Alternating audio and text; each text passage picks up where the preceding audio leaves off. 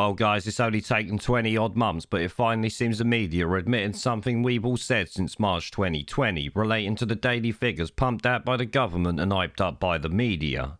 Yes, the daily doom figures loved by the media are apparently now unreliable and should be phased out. Personally, I love how they're now unreliable, but have not been for the past 20 months, despite many clearly shifty metrics being used, because it proves what we've said all along. I mean, take the past within 28 days of a positive test nonsense that should have sent alarm bells ringing for everyone in the country the first time they heard it. From what I know, this metric has never actually been used for any other illness, as it literally means nothing. Then of course we got the daily figures that are not put into context of how many tests have been done versus the amount of them that are positive, and as reported in this article, 71% of people in hospital with bat flu caught it there and didn't come in there for it.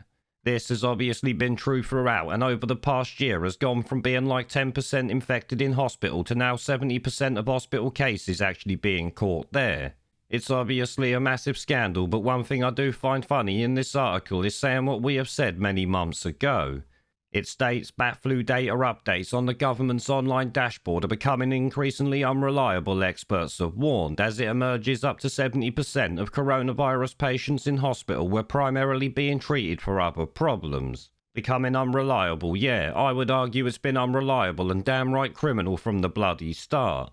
It goes on, some also believe daily coronavirus statistics should be phased out in the coming months amid fears people are becoming addicted to the figures.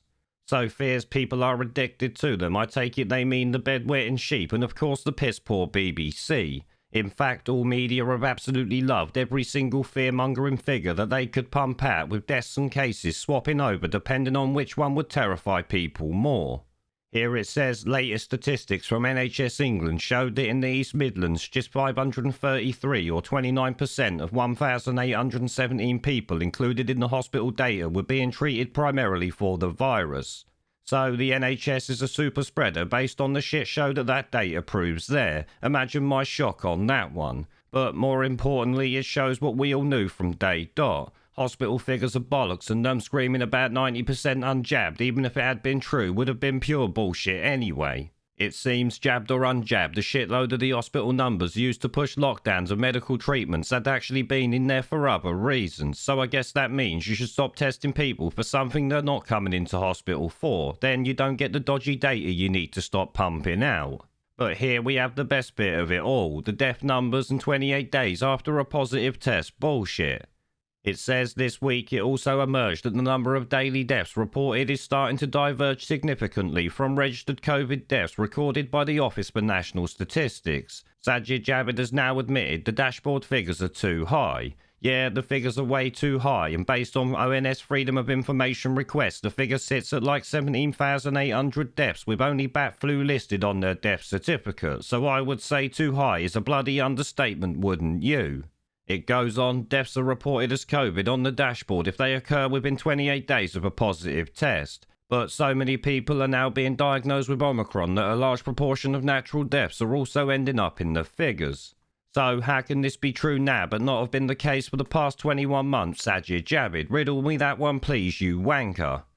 There is a pattern consistent throughout history of oppressed people turning on the oppressors.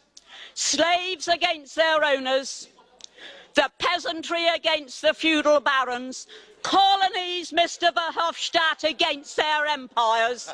And that is why Britain is leaving. And it doesn't matter which language you use, we are going, and we are glad to be going. We're off.